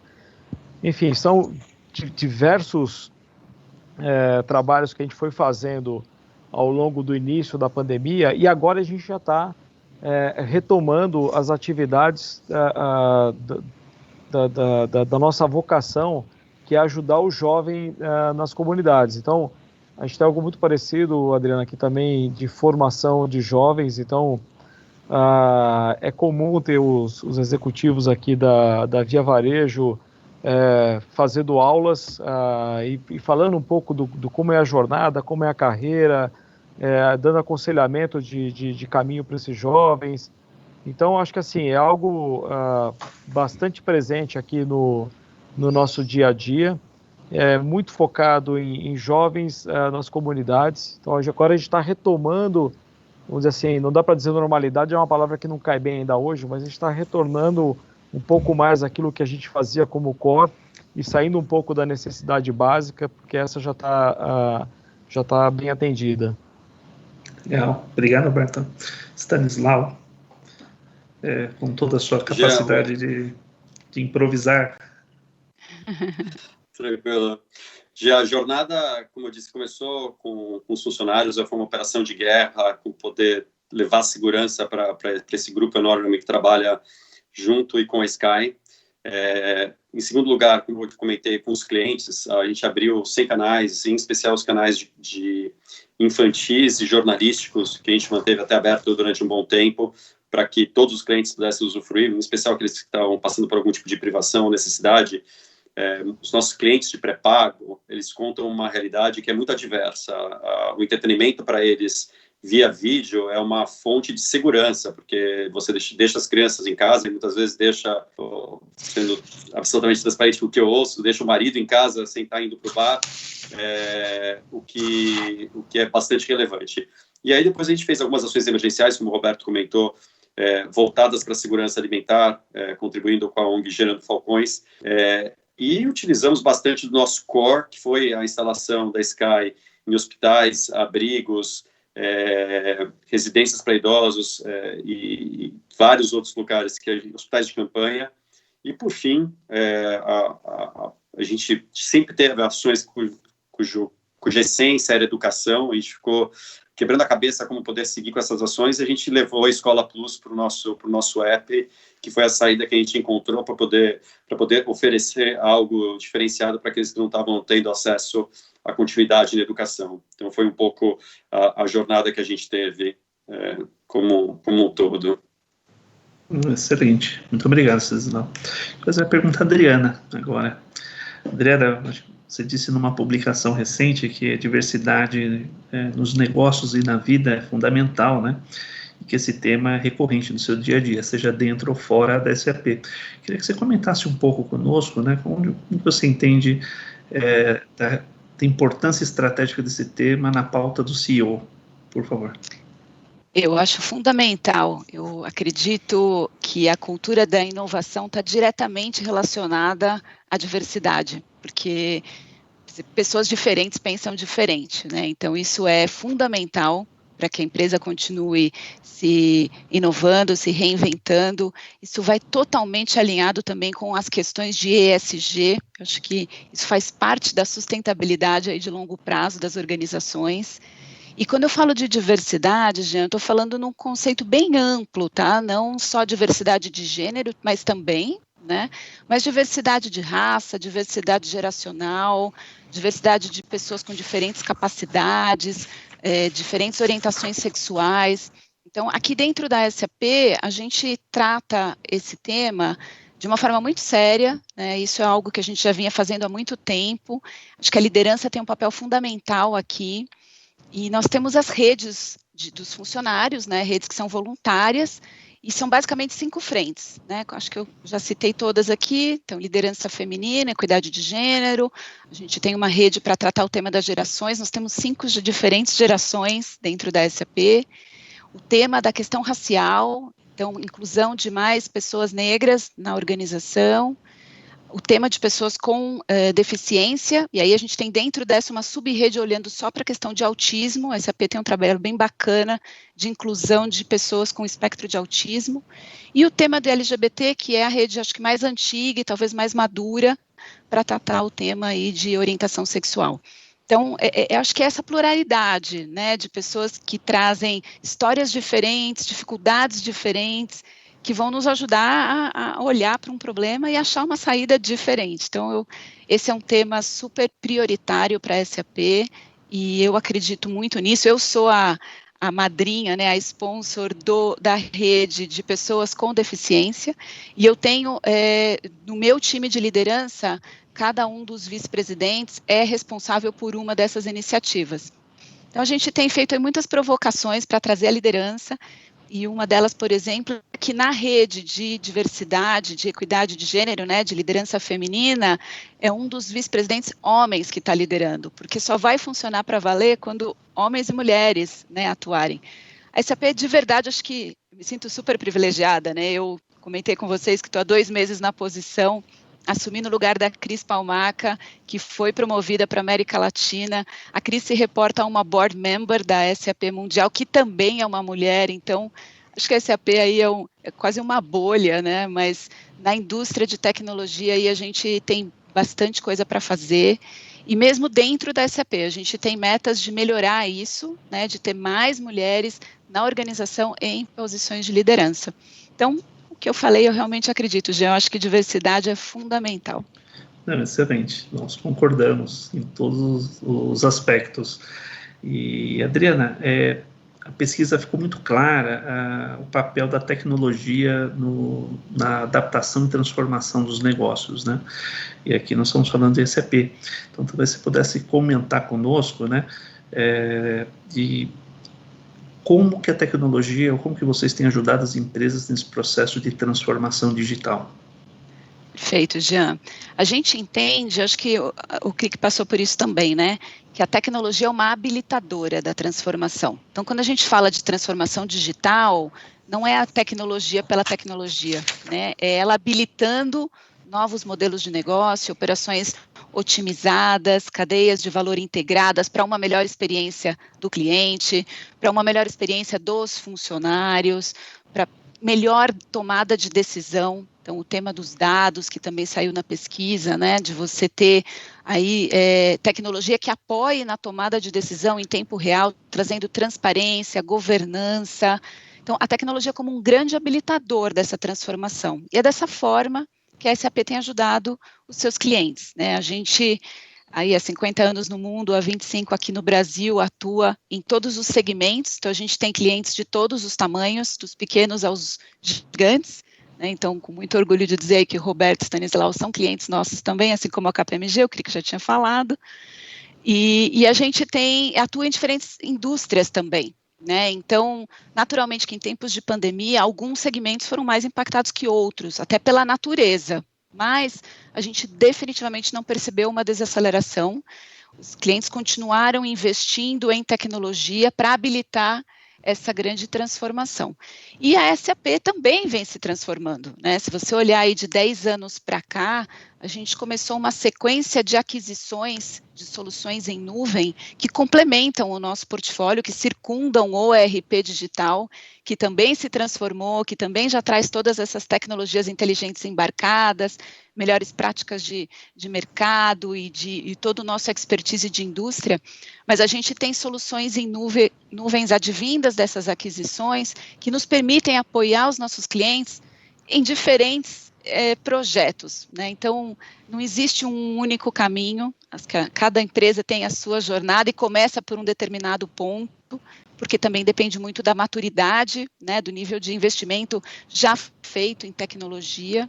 A gente entende que o ERP digital é um fundamento super importante, e aí a gente tem soluções, seja para gestão de pessoas, para gestão de despesas, para questão da supply chain, que é fundamental num processo de transformação digital. A gente viu muitas empresas que já até tinham o seu e-commerce, mas que não tinham por trás a resiliência suficiente para dar conta do planejamento, para dar conta da logística. Então, a gente tem a felicidade aí de ter um portfólio muito completo e para ajudar diferentes momentos aí dessa jornada dos nossos mais variados clientes. Excelente. Deixa eu perguntar ao Roberto. Obrigado. Roberto, queria fazer uma pergunta. Você comentou conosco que foi numa tarde de sábado a decisão de fechar 1.000 lojas, né? E de uma hora para outra ter 20.000 vendedores que tiveram que ser treinados e viabilizados para poder fazer a venda digital. E vocês têm um caso que você já comentou rapidamente, mas que foi um case mundial do Facebook, do Me Chama no Zap, né? Eu queria que você comentasse para a gente um pouco mais como que foi realmente treinar esses 20.000 vendedores, né? E a tua visão do pós-pandemia, né? Esses vendedores voltam para a loja, não voltam? Então, qual que é a visão sua em relação a isso? Ok. Não, de fato, a gente, no momento que a gente fechou, até então não tinha vendedor home office, né? Não existia vendedor sem a loja, né? Então, a gente acabou desenvolvendo isso. Eu diria que não precisou treinar, porque nas squads de desenvolvimento tinha vendedor lá também participando das squads. Então, a UX dessa plataforma já nasceu com a cara do vendedor. Então, foi muito rápido e intuitivo. Foi um vídeo rápido, mas foi muito intuitivo, com meia hora ali de interação com a ferramenta, o vendedor já estava executando venda com a ferramenta. Por isso que a gente conseguiu escalar tão rápido. Pra você ter uma ideia, no segundo trimestre a gente ficou com a maior parte do trimestre com mais de 80% das lojas fechadas. E a gente conseguiu faturar praticamente a mesma coisa que a gente iria faturar com todas as lojas, mais o online aberto. Então, de fato, foi uma transformação gigantesca que a gente fez aqui na companhia. E agora, como é que fica esse vendedor, né? As lojas estão todas reabertas, os vendedores estão todos na loja, só que ele não deixou de ser digital. Então, ele está lá atendendo o consumidor de maneira física, presencial, e no momento que não tem consumidor físico, ele está atendendo o consumidor no Me Chama no Zap. Então, acabou que a gente ganhou produtividade sobre 100% do tempo do vendedor, e a gente está ajudando muito a fazer a inclusão do consumidor no meio digital, né? Então, consumidores até que tinham o hábito já de comprar no digital, mas que precisa de assessoria para escolher o produto ou para alguma definição. Então, o vendedor está fazendo isso, nunca mais a gente para de fazer isso. A venda no Me Chama no Zap continua sendo extremamente representativa. Então é algo que a gente começou durante a pandemia e não para nunca mais. É uma terceira via de venda. A gente tinha venda online, tinha venda física, agora a gente tem uma venda online assistida, um modelo híbrido de venda. Excelente, Roberto. Você falou um pouco da visão do vendedor. Eu queria explorar um pouco com você de algo também que o Crick comentou bastante na pesquisa, foi a questão do consumidor ambidestro, né? E mesmo aquelas empresas que já operavam em plataformas digitais, elas se depararam com consumidores muito mais exigentes agora, onde a experiência realmente tem que ser muito mais satisfatória para você poder reter esse cliente. Então, eu queria que você comentasse um pouco para a gente, eu acho, na perspectiva do cliente agora, né? Como que o cliente está se comportando e talvez com a sua visão de comportamento futuro desse cliente que ficou mais exigente no meio digital, né? Eu acho que, na verdade, gente, o cliente sempre foi exigente, né? É que, na verdade, talvez ele tinha menos opções. Agora não, agora ele está a um clique ou a um dedo no celular de qualquer solução, de qualquer varejo que ele queira, né? O que a gente viu como eu disse, só 6% do Brasil é que comprava online pré-pandemia. Isso aqui, vou fazer uma analogia, significa basicamente vender para as Faria Limas e Leblons espalhados pelo Brasil. É muito fácil fazer logística, é muito simples executar essa venda, é muito simples entregar. À medida que isso vai avançando para 15%, 20%, 30% do Brasil, aí é o Brasilzão lá para dentro, que é extremamente complexo fazer logística, e aí a gente leva uma grande vantagem, nós já estamos lá. Então, ter a presença física ajuda muito a logística. A loja, hoje quando a gente olha para a loja, a gente olha a loja com 3 pilares. É a loja que se relaciona ao consumidor e atende ele. É a loja em que serve para fazer o retiro à loja. Então, o consumidor comprou no online e retira o item lá na loja. E é a loja que serve como hub de entrega para Last Mile. Então, a loja é um mini CD que executa o Last Mile. Então, olhando do ponto de vista do consumidor, ele ganhou a possibilidade de comprar no online e receber em poucas horas, porque o estoque está próximo dele lá na loja. Ele ganhou a possibilidade de comprar e já retirar na loja de maneira instantânea. Ou ele pode ir até a loja e fazer a compra convencional como ele estava acostumado. Assim, quando as lojas se reabriram, então o consumidor ele teve a todo momento a possibilidade de comprar no online. Quando as lojas abriram, a gente tinha fila para entrar nas lojas. Então a gente teve que controlar durante semanas a entrada nas lojas. Porque o Brasil ele é bastante diverso. Então, assim, vai ter o consumidor do online, vai ter o consumidor da loja física, vai ter o consumidor que gosta dos dois, e no nosso ponto de vista aqui, o que a gente tem que ter é a solução para todos os consumidores, da maneira como ele quiser se relacionar naquele dia e naquela hora, porque vai variar essa maneira de se relacionar. Então, a gente está já preparou a companhia para estar presente na jornada do consumidor, seja como ele quiser comprar naquele dia. Excelente, Roberto. Excelente, muito obrigado. Perguntar ao Stanislau. Stanislau, a Sky é o maior operador de TV por assinatura via satélite do Brasil, né? Num país onde já tem mais celular do que população. E antes da pandemia, entendo que vocês já tinham uma competição muito grande com as plataformas de streaming, né? Então, eu queria que você comentasse um pouco como que vocês se posicionaram. Eu acho que primeiro para competir com essa plataforma crescente de streaming e depois com um consumidor que ficou obrigatoriamente mais tempo em casa, né? Então, como que você poderia comentar isso? Obrigado, Jean. Eu disse que o propósito da Sky era ser a melhor empresa de diversão e comodidade para o Brasil. E o primeiro aspecto do Brasil, que o Roberto bem comentou, é que ele é muito diverso. E a gente criou um lema dentro da empresa que é para cada Brasil, uma Sky. E, de fato, a gente leva isso a sério. Então, você tem um cliente no Rio de Janeiro, classe AAA, que está utilizando a Sky conectada com uma assistente de voz, seja Alexa, seja o Google.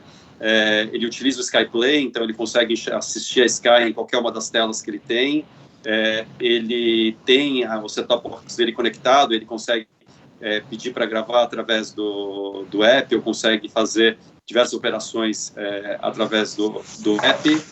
esse cliente recebe, através da nossa área de Advanced Analytics, as melhores opções de consumo no gosto dele, mas ele é um cliente. Aí você tem um outro cliente que está em Serra da Saudade. Serra da Saudade é o menor município de São Paulo, do Brasil, fica em Minas Gerais, tem cerca de 800 habitantes, uma renda per capita média 40% inferior à brasileira, e lá tem um cliente pré-pago que opta por não utilizar os dados dele com vídeo, precisa do set-top box, precisa de um meio de pagamento alternativo, que a gente oferece o pré-pago, que ele pode pagar numa casa lotérica, ou ele pode pagar utilizando alguns outros wallets, ou pode pagar através de boleto, mas da forma como ele quiser. Para esse outro Brasil, a gente também tem solução. Então, e ter essa combinação é uma combinação relevante. E outro ponto que talvez o propósito desamarrou a gente da questão de estar preso só a satélite é que a gente enxergou e viu que a gente está presente em todos os municípios do Brasil. E ao estar presente em todos os municípios do Brasil, com uma força de vendas, uma força de instalação e reparo, a gente consegue, por exemplo, ofertar serviços de pequenos reparos, serviços de pequenas instalações, que não sejam necessariamente o satélite, que não sejam necessariamente o Pay TV. Então, a gente está ofertando novos serviços, está empacotando nossos serviços atuais com SVAs como Esquilo, McAfee e outros. Então, o que a gente está enxergando é que a gente tem uma avenida grande a partir do momento que os nossos assets deixam de ser só o satélite para ser as pessoas que trabalham com a gente, o nosso conhecimento de tecnologia, a nossa capilaridade e distribuição em todo o Brasil e a nossa marca, que traz confiança e traz um sentido de família, de proximidade. Então, acho que esse talvez tenha sido o principal elemento que faz com que a gente consiga competir com as plataformas de streaming que vieram para ficar e que muitas delas não são nossos competidores, somos complementares, porque você vai querer continuar assistindo o evento ao vivo, vai querer continuar assistindo futebol, vai querer continuar assistindo o jornalismo, e você vai combinar seguramente isso com as plataformas de streaming. Não, excelente. Excelente, Stanislau, muito obrigado. Acho que a pesquisa também mostrou, Stanislau, uma crescente preocupação com a questão da segurança e privacidade de dados, né? No Brasil, nós temos agora a nova Lei Geral de Proteção de Dados, e a pesquisa também mostra, obviamente, a maior digitalização das empresas. Eu queria que você pudesse comentar conosco como você enxerga o desdobramento dessas questões de segurança e privacidade de dados, e eu entendo que também o teu setor tem um tema bastante pertinente, que é a questão da pirataria, questões de direitos autorais. Então, se você pudesse comentar um pouco para a gente a sua visão desse tema. Tá bom, vou dividir minha resposta em 3 partes. Primeira parte, acho que todas as empresas, e nós também fizemos parte de um esforço enorme para garantir que estamos compliant com a Lei Geral de Proteção de Dados e que temos a capacidade de proteger e utilizar os dados dos clientes de forma correta e pré-acordada com o cliente. Então, esse talvez seja o primeiro elemento da resposta. O segundo, imagina, eu contei agora há pouco, que a gente vai em todos os municípios do Brasil, a gente vai em municípios onde o nosso instalador tem que viajar de barco, e no final ele chega numa situação difícil de fazer instalação. Muito bem, como você garante que uma venda que está sendo feita, ela é real, e ela está sendo feita por um vendedor ou instalador de fato autorizado, dentro de uma cadeia logística que é muito ampla? Para fazer isso, a gente passou a utilizar a tecnologia em todas as etapas. Então, tecnologia de biometria para saber que o vendedor é o vendedor, o instalador é o instalador, scores de inteligência artificial para o nosso PID, score de inteligência artificial para saber se o documento do cliente é o documento verdadeiro ou não, se a face que aparece quando o cliente está se mostrando é ele ou não. Então, tecnologia embarcada para evitar e diminuir a fraude dentro de uma capacidade, de uma capilaridade que é muito ampla. E, por fim, você comentou, o tema da pirataria é um tema que no Brasil, se eu posso dizer que teve algo, o meu principal competidor da Sky não é o streaming, não é Netflix, não é Amazon Prime. O principal competidor da Sky é a pirataria. Ou se você olhar qualquer pesquisa de 3 meses, vai apontar que cerca de 80 milhões de brasileiros assistiram a algo pirata. E dizem que assistiram com facilidade. Todos nós, quando fazemos alguma busca, utilizando os mecanismos de busca da internet, ou quando nós interagimos com redes sociais, em algum momento aparece aqueles, assista com todos os canais grátis, assista todos os canais e Netflix e Prime e todos os canais do planeta Terra grátis. É pirataria. E é a pirataria que faz com que o investimento em conteúdo no Brasil seja cada vez mais difícil, então que atrapalha a cadeia de produção de conteúdo, atrapalha o investimento per si no Brasil, que a gente precisa combater talvez em duas vertentes. Primeiro, se nós enxergamos que muitos outros crimes não podem acontecer pelas plataformas de busca, não podem acontecer pelas mídias sociais, também temos que coibir esse. Então a gente está trabalhando em conjunto com alguns stakeholders que estão nos apoiando e com outros que queremos trazer para esse mesmo apoio. E segundo, trabalhando com os órgãos de regulamentação, porque, de novo, a pirataria hoje ela é por streaming. Você utiliza uma caixa conectada à internet que consegue captar todos os canais através de um endereço IP. Como você derruba esse endereço IP de forma dinâmica? Só através de um órgão regulador. A justiça não consegue fazer isso, porque é muito mais rápido do que já foi antes. Então é um grande desafio, e é um desafio que a Europa já enfrentou e conseguiu vencer, os Estados Unidos enfrentou e também está conseguindo ter êxito. Acho que o Brasil também consegue enfrentar e ter êxito se todos unirmos forças e enxergarmos que isso é algo relevante. E vou dizer mais uma coisa, por fim, é relevante, porque todas as vezes que nós vimos quadrilhas que fazem pirataria sendo desbaratadas, você tinha inúmeros outros crimes associados, e não só pirataria. Uhum. Não, ok. Obrigado, Stanislau.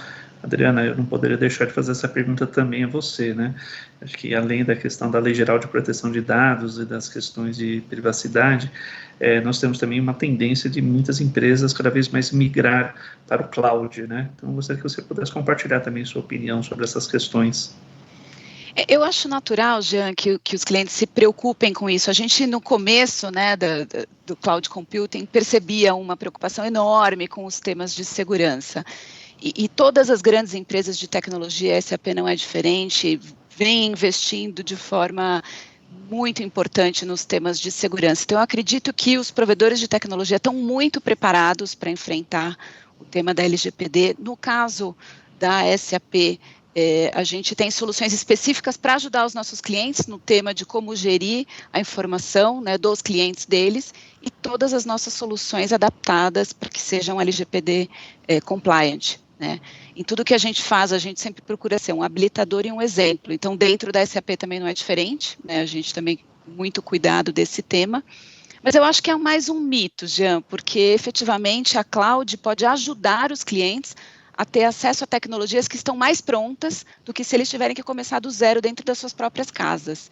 Então, não deveria ser uma barreira, pelo contrário, deveria ser mais uma forma de ajudar as empresas a se tornarem compliant com a Lei Geral de Proteção de Dados. Excelente. Obrigado.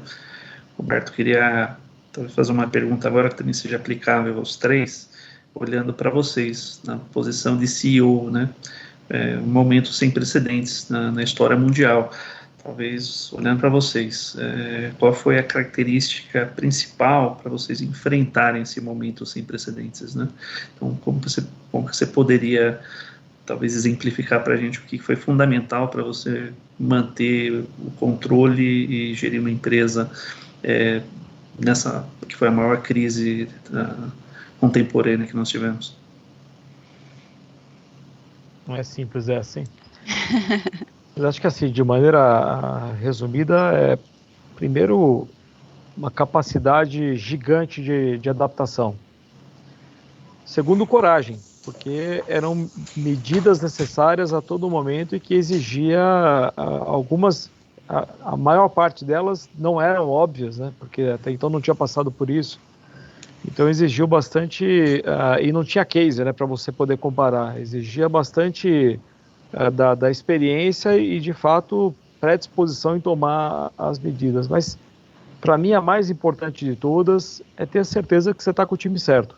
Então, eu acho que, assim, o que fez o sucesso da Via Varejo, o que veio fazendo o sucesso dela ao longo do segundo semestre do ano passado e o que potencializou o sucesso dela agora durante a pandemia, foi o timaço que tem aqui na Via Varejo. Então, desde da Direx até todos os níveis da empresa, um time altamente comprometido em levar a empresa, em fazer a transformação da companhia. Eu costumo dizer que eu gosto de trabalhar com pessoas melhores do que eu, né? Então, eu gosto de me cercar de pessoas mais inteligentes, mais experientes, que saibam mais do que eu. E acho que essa soma de conhecimentos que é o grande barato, né? A gente fez aqui recentemente um censo na Via Varejo, para saber exatamente como estava a Via Varejo. E o bacana foi que a gente viu que o Brasil está representado dentro da Via Varejo. Então a gente, de fato, tá perseguindo isso, tem coisas ainda para se acertar, mas a base do Brasil está representada aqui. Então essa diversidade faz dessa companhia ser fantástica. É o que a Adriana acabou de falar há pouco tempo atrás. É uma troca de conhecimento sem precedentes que a diversidade traz. E eu tenho muito orgulho de dizer que a diversidade do Brasil está presente aqui dentro e a gente está potencializando isso ainda mais. Não, muito obrigado, Roberto. Stanislau, mesma pergunta. Qual foi isso? Tá, eu acho que os principais elementos passam, primeiro, por algo que o Roberto e a Adriana falaram bastante, que é escutar. Então, escutar o cliente, escutar os times que trabalham com a gente, no caso dos times, fazer survey, abrir canais. Eu fiz algo interessante que a gente passou a abrir canais nos quais eu me expunha, as pessoas faziam perguntas anônimas, as outras pessoas podiam votar, subiam as perguntas mais difíceis e você podia discutir temas difíceis e complexos da empresa num ambiente que as pessoas se sentiam seguras para expor aquilo que elas tinham dúvida. O segundo elemento, eu acho que eu também já comentei, que é ter uma cultura e um propósito, porque quando você tem uma cultura firme, você sabe quais elementos você quer ter presentes, e um propósito, eles servem de âncora, e aí vem a tempestade, vem todas as questões. Acho que a Adriana também falou isso quando ela comentou sobre a SAP, a questão de você ter um alinhamento naquilo que você está fazendo, porque é fundamental. Quando você tem isso claro, vem novos desafios, mas você sabe, de alguma forma, a forma como você vai enfrentá-los. E o que o Roberto comentou de time, sem dúvida alguma, é o elemento que te faz, até como pessoa, como indivíduo, ter segurança para seguir, porque quantas vezes a gente não se deparou com temas que a gente não sabia qual a solução, não sabia como ia fazer, não tinha ideia, era um tema novo, era uma questão nova e que você conseguiu olhar para o time e falar, uau, aqui tem uma resposta para um desafio novo, e é uma resposta muito melhor que qualquer outra que eu poderia pensar sozinho. Isso te conforta.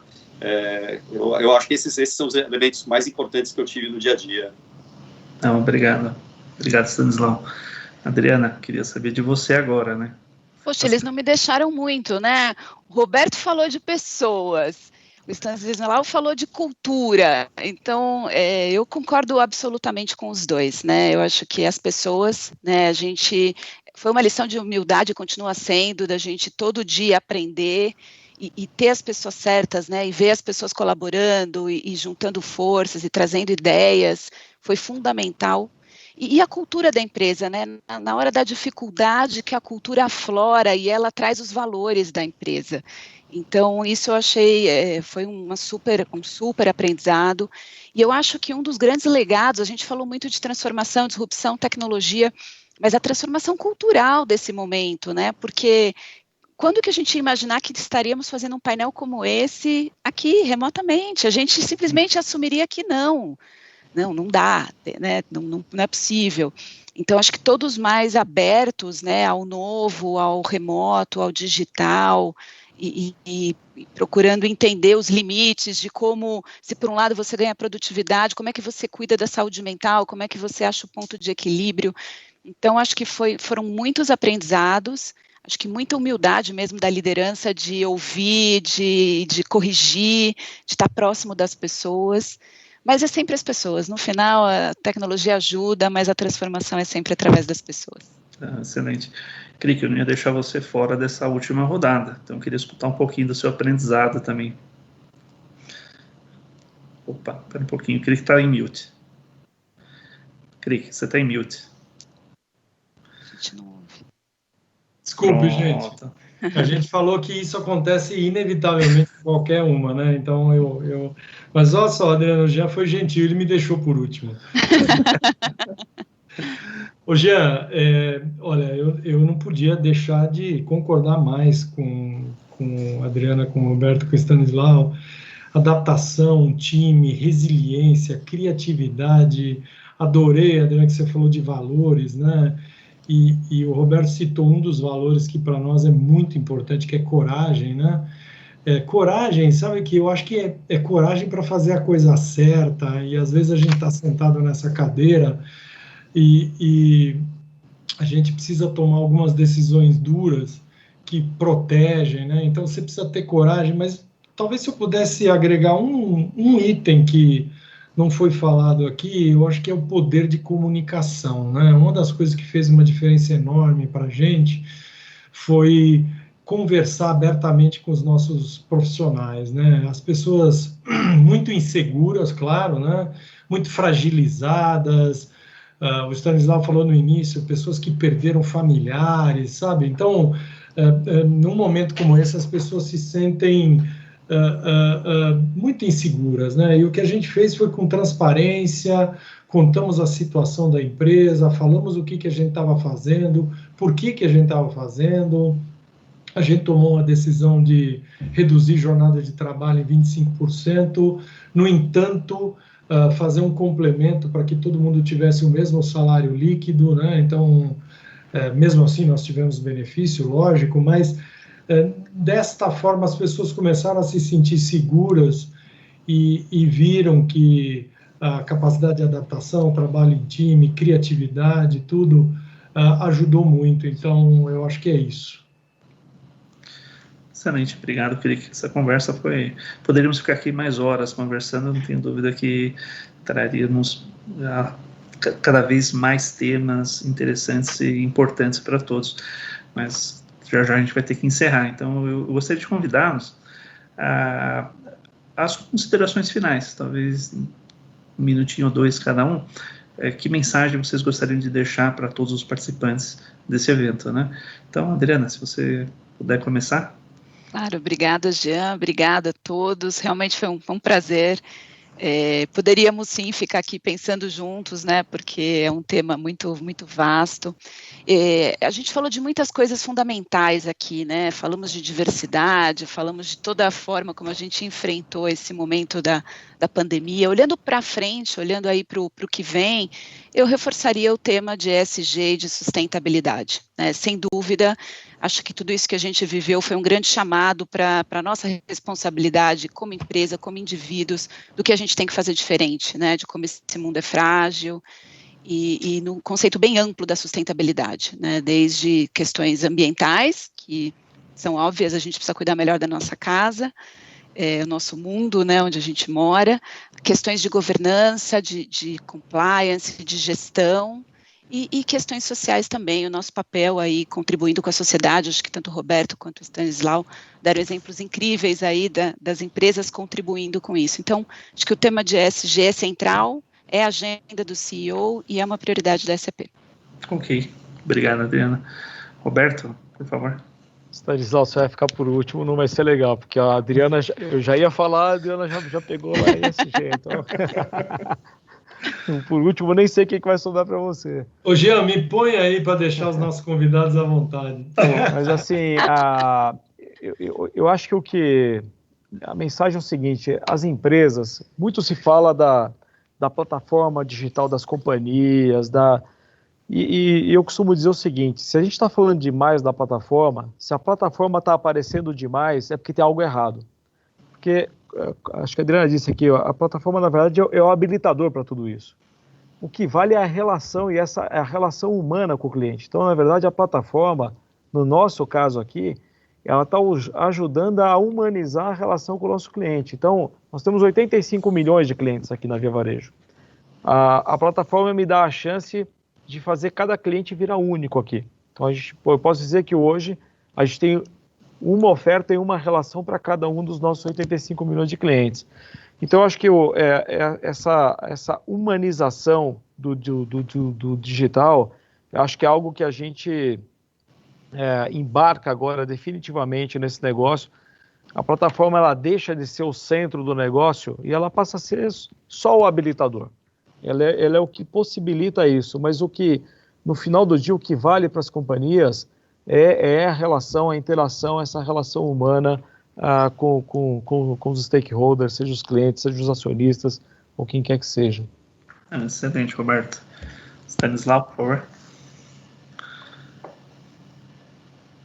Acho que os elementos são os que a gente conversou anteriormente, e o que eu vou adicionar talvez é sobre o momento. O momento ele é grave, ele é sério, ele é crítico, mas é um momento que eu também enxergo como um momento otimista, porque o pessimista em geral é preguiçoso, deixa os acontecimentos, os pensamentos guiarem ele, e o otimista tem que construir opções, ele tem que olhar para aqueles que estão com ele, acreditar e acreditar para ver e não ver para acreditar. Então acho que é o momento que você vai ver as lideranças de verdade surgirem dentro de cada uma das nossas empresas, e dos universos que a gente faz parte. O momento é grave, ele é sério, ele é crítico, mas de uma entrega total, porque sem entrega total a gente não vai conseguir passar esse momento construindo algo melhor para o outro lado. E o que eu enxergo é cada vez mais profissionais, cada vez que eu passo por uma série como essa de conversas, eu vejo profissionais que estão buscando fazer isso, que estão enxergando que, apesar do momento ser sério, crítico e grave, é um momento também de alegria e diversão, porque isso não é um antônimo de seriedade. Seriedade é você levar de verdade aquilo que você está fazendo a cabo, planejar, atuar com antecipação, mas o bom humor é o motor criativo, porque a gente está falando de gente, e gente precisa disso.